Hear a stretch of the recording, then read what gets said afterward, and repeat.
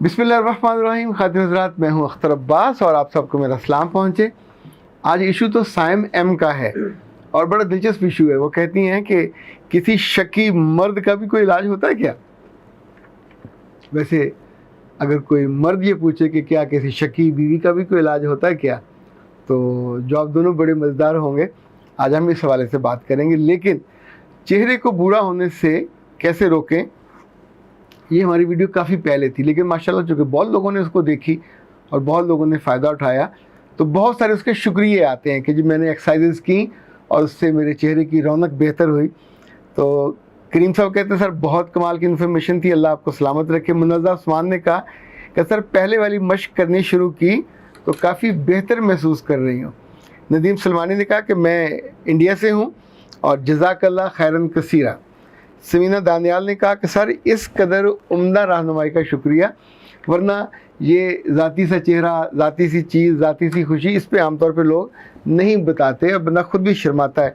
लेकिन आपने इतनी क्लैरिटी से बताया और अब मैं उसको कर रही हूँ और बहुत जब मुझे चेहरा फ्रेश लगता है तो मुझे अच्छा लगता है। मैंने मिरेकल मास्क भी मंगवाया चेहरे के लिए, वो भी माशाल्लाह बहुत अच्छा रहा। मैं पहले सीरम इस्तेमाल कर चुकी हूँ और सीरम की वजह से जो मेरा चेहरा है, बाज़ दफ़ा मेरे अजीज़ व अक़ारिब भी पहचानते हुए पूछते हैं कि तुम इतनी फ्रेश कैसे हो, तो मैं कुछ को बता देती हूँ, बाकियों को मैं नहीं बताती।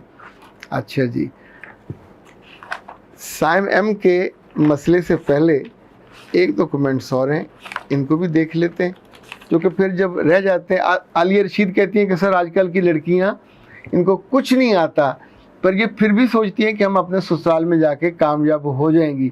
तो क्या ये हो जाती हैं? मेरे बच्चे अगर ये कामयाब हो जाती तो फिर तो ये सारी लड़कियां ऐसी निकम्मी साबित होती हैं। आप सोचिए, ये जो अभी हुआ पिछले दिनों शफकत साहब की वजारत में और इस गवर्नमेंट में, बगैर इम्तहानों के बच्चों को पास किया, दुनिया में कहीं इनको दाखिला नहीं मिलेगा। ये सारी बच्चियां और बच्चे रोएंगे अपने नसीबों को, पेपर नहीं हुए, मेरिट नहीं बनेगा।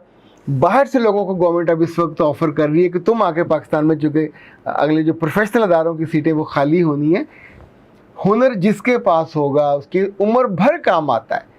इल्म जिसके पास होगा, फ़हम जिसके पास होगा, तदब्बर जिसके पास होगा, करैक्टर जिसके पास होगा, अल्लाह पे यकीन जिसके पास होगा, जो सीखने में आगे जाएगा, धोखा जो भी देगा मारा जाएगा, जो भी काम नहीं करेगा मारा जाएगा, जो भी चीटर होगा, निकम्मा होगा। अब जिस लड़की को ना खाना बनाना आए, ना घर संभालना आए, ना कपड़े इस्त्री करने, नखरे किस बात के होंगे? यानी या तो तुम हो वक्ती तौर पे किसी ड्रामे की हीरोइन, तो ओके, सेट पे जो हदायतकार है, राइटर है, या वो जो स्टाफ होता है वो आपका ख्याल रख लेगा, पर ड्रामा ख़त्म होने के बाद कोई क्यों आपको पैम्पर करेगा? आपने ज़िंदगी ड्रामा थोड़ी है, ज़िंदगी में जाना तो मेरे बच्चे आपको कुछ हुनर, कुछ गुर जितने ज़्यादा होंगे, वैसे 25 का सेट होता है जो हर लड़की के पास होना चाहिए। माजबीन कहती हैं कि ससुराल वाले कहते हैं माँ ने पट्टी पढ़ाई है, और अब कहा करेंगे कि ये अख्तर अब्बास तुम्हें पट्टियाँ पढ़ाता है। हाँ, मेरे बच्चे जब कोई आपकी सास या ससुर कहे कि अख्तर अब्बास तुम्हें पट्टियाँ पढ़ाता है, जो तुम इंसान की बच्ची बन गई हो, तो फिर वो जुमला अच्छा होगा। और अगर मैं आपको नाफरमानी सिखाऊं, अगर मैं आपको गलत काम करने पे या गलत कारी सिखाऊं, दिल चुराना सिखाऊं और चीट करना सिखाऊं, या अपने घरों में जाके अपनी सास ससुर से और उन ख़ानदान को तोड़ना सिखाऊं, तो फिर तो वो आपसे ये कहेंगे। उसको कहते हैं पट्टी पढ़ाना। समटाइम तो सगी माँ पट्टी पढ़ा रही होती है कि तुम उसको ऐसे करना, ऐसे करना, जैसे आप साजिश करना सिखाते, जैसे आप मेन खुशी की जो लाइन है उसे उतार के उसे डिट्रैक कर देते, उसको कहते हैं पट्टी पढ़ाना। तो आपको क्या लगता है? वैसे अपने दिल पे हाथ रख के सोचिए और फिर मुझे बताइएगा, मैं जो पट्टियाँ पढ़ाता हूँ क्या ये दिलों को तोड़ने वाली हैं या रब से जोड़ने वाली हैं? इन पट्टियों से आप अपने माँ बाप के करीब होते हो या दूर होते हो? इन पट्टियों से आप अपनी बीवी और हस्बैंड, उसकी इज़्ज़त करने लगते हो, उसके करीब होते हो, या उसके दिल से उतर जाते हो? क्योंकि लिटमस पेपर तो यही होगा ना, तो तराजू है। तराजू में अगर एक तो मेरी बात हो और आपको वो नीचे दिखा दे और आपको वो हरवा दे, तो फिर मैं गुनाहगार हूँ, फिर तो मैंने पट्टी पढ़ाई। और अगर आप दुनिया में भी कामयाब हुए और आखिरत में भी कामयाब हुए, तो इसका मतलब है उस पट्टी में। इकरा ने कहा है सर हमें बड़ा समझाते हैं, ہمیں بڑی اخلاقیات سکھاتے ہیں. لڑکوں کو بھی سکھایا کریں. میرے بچے گائنی کی ڈاکٹر کے پاس لڑکے نہیں آتے، لڑکیاں آتی ہیں. یعنی جس کو جو علاج کرانا ہوگا اس کے پاس وہ آئے گا نا. تو اب میرے پاس پاکستان میں جو لاکھوں بیٹیاں ہیں جن کو پریشانی ہے، جن کی گائیڈنس نہیں ہے، تو وہ آتی ہیں نا. لڑکے تو ویسے سمجھتے ہیں کہ وہ بڑے عقل کل، انہیں سارے کام آتے ہیں، ساری چیزیں آتی ہیں. تو وہ تو کبھی کبھی دل پشوری کے لیے آ کے آپ کی باتیں سن لیتے ہیں، بیچ میں کچھ ٹنکا بھی لگا جاتے ہیں. بہت کم لڑکے ہیں جو سیکھنا چاہتے ہوتے ہیں. اچھا، جب ان کا کوئی سوال آتا ہے ان سے متعلق، جس سے مجھے لگے کہ یہ سیریسلی کچھ پوچھ رہا ہے، تو میں بہت ہمبل ہو کے بڑی محبت سے اپنا بیٹا سمجھ کے اس کو بتا رہا ہوتا ہوں، تاکہ ان کی زندگی میں بھی خیر پڑے. لیکن لڑکوں کا آپ سے کوئی مقابلہ نہیں ہے، نا آپ کا ان سے کوئی مقابلہ ہے. جینا آپ کو ہے، جیتنا آپ کو ہے، دل آپ کو جیتنے، پذیرائی آپ کو چاہیے. مار آپ کو پڑتی ہے، لٹتے آپ ہو، اجڑتے آپ ہو، نقصان آپ کا ہوتا ہے. تو اپنے بارے میں سوچا کرو نا. اقرا بی بی، آئی ڈونٹ نو آپ کی عمر کیا ہے، لیکن یہ جو اس طرح کے جملے ہوتے ہیں نا، یہ عام طور پہ بہت نیگیٹیوٹی پھیلاتے ہیں. اور جو اچھی چیز آپ نے سیکھنی بھی ہوتی ہے وہ بھی آپ سے پھر روٹ جاتی ہے. چونکہ علم ہو یا کوئی اچھی بات ہو، اس کا بھی بڑا نخرہ ہوتا ہے. یہ صرف اسی دل میں جاتا ہے جس دل میں اس کے لیے اتنی ساری جگہ ہو، جہاں ارمان بھی ہو کہ یہ آئے اور اس کو میں سنبھالوں، اس کی میزبانی کروں، جہاں اس کی قدر ہو. ہم ان گھروں میں جاتے ہیں جہاں ہماری قدر ہوتی ہے.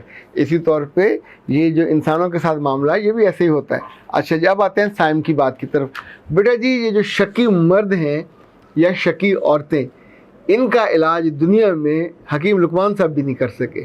اور آئی ڈونٹ نو وہ کتنے پرانے تھے، انسانی تاریخ میں پرانے ترین لوگوں میں سے وہ ہوں گے، چونکہ اللہ نے ان کا ذکر اسی طور پہ کیا ہے کہ حکیم لقمان نے اپنے بچے کو جو 10 نصیحتیں کی.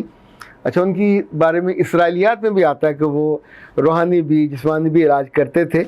اس بات پہ ہمیشہ کہا جاتا ہے کہ شک کا علاج تو حکیم لقمان کے پاس بھی نہیں ہے، وہم کا علاج حکیم لقمان کے پاس بھی نہیں ہے. تو اس کا مطلب ہے وہ اپنی حکمت میں اتنے اعلیٰ ہوں گے کہ چیزیں سکھاتے ہوں گے. اچھا، وہم یا شک پیدا کب ہوتا ہے؟ عام طور پہ یہ اگر آپ نے آنکھوں سے کوئی چیز دیکھی ہو تو اس سے شک نہیں پیدا ہوتا، وہ یقین ہوتا ہے. شک کب پیدا ہوتا ہے؟ جب کوئی آپ کا اپنا کسی دوسرے اپنے کے بارے میں کوئی ایسی بات کہے جو آپ کے دل کو ہلا دے.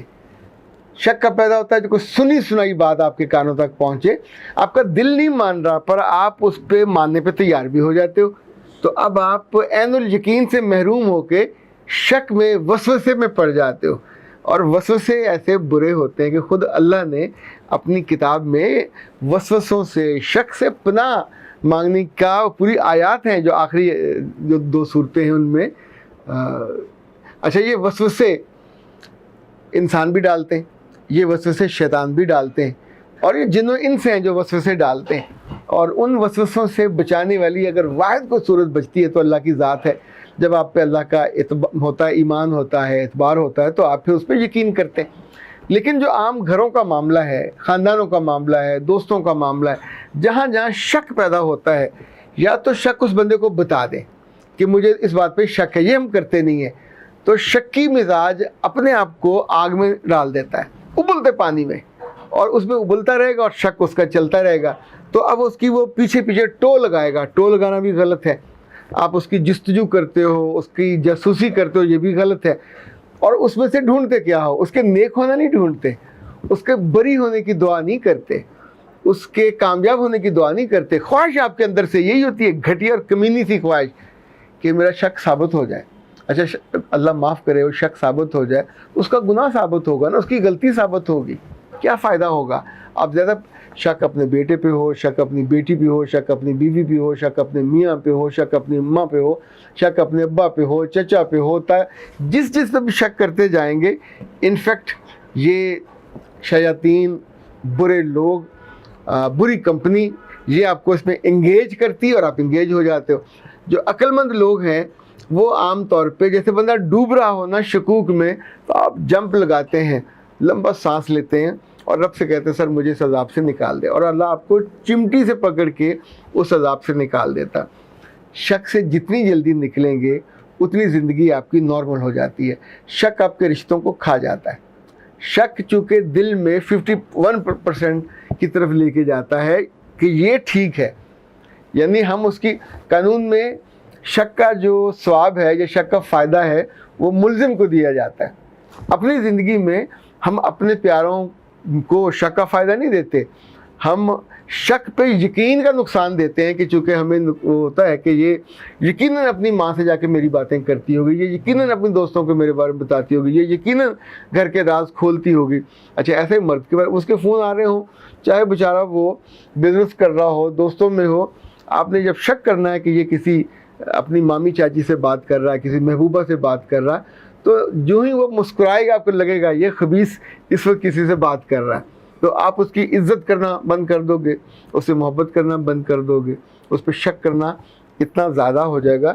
یہ شک انسانوں کو ایمان سے محروم کر دیتا ہے, یہ شک انسانوں کو ان کی خوشی سے محروم کر دیتا ہے, یہ انہیں ان کے سکھ سے محروم کر دیتا ہے. دولت, عزت, آسانی, مرتبہ ہر چیز ہوتی ہے, لیکن شک میں جا کے آپ کے لیے زندگی ایک عذاب بن جاتا ہے. نیچے تپتا ہوا توا ہوتا ہے, اوپر سوا نیزے پہ سورج ہوتا ہے, اور بیچ میں آپ ہوتے ہیں اپنے شک کے ساتھ. اور پھر شک وہ جو کبھی کبھی اختیار نہیں آتے کہ اتنی گرمی تھی کہ گاڑی کے بونٹ پہ انڈا رکھا تو وہ وہاں ہاف فرائی ہو گیا, تو آپ اس شک کی وجہ سے فل فرائی بھی ہو سکتے ہیں.